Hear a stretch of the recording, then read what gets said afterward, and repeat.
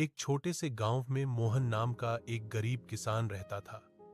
उसके पास बहुत कम जमीन थी और घर भी मिट्टी का बना हुआ था।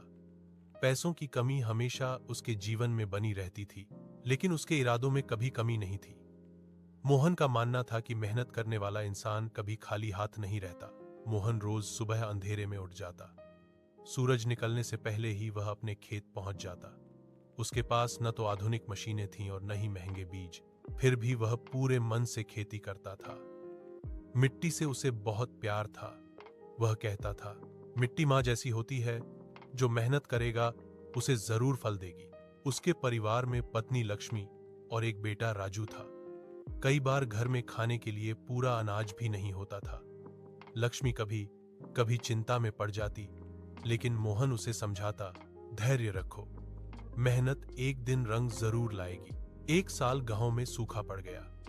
बारिश बहुत कम हुई। ज्यादातर किसानों की फसल खराब हो गई। कई लोग कर्ज में डूब गए और खेती छोड़ने की सोचने लगे। मोहन के लिए भी समय बहुत कठिन था। खेत सूखने लगे, बीज ठीक से उग नहीं पा रहे थे। एक दिन लक्ष्मी ने उदास होकर कहा, अगर इस बार फसल नहीं हुई तो हम क्या करेंगे? मोहन ने शांत स्वर में जवाब दिया, जब तक हिम्मत है तब तक रास्ता भी है। उसने हार नहीं मानी। वह पास के कस्बे में जाकर खेती के नए तरीके सीख आया। उसने कम पानी वाली फसल बोने का फैसला किया और गोबर से जैविक खाद बनाकर खेत में डालने लगा। वह दिन रात मेहनत करता रहा। राजू स्कूल से आकर अपने पिता की मदद करता। वह पौधों में पानी डालता और खरपतवार निकालता। पिता पुत्र की यह मेहनत धीरे धीरे रंग दिखाने लगी।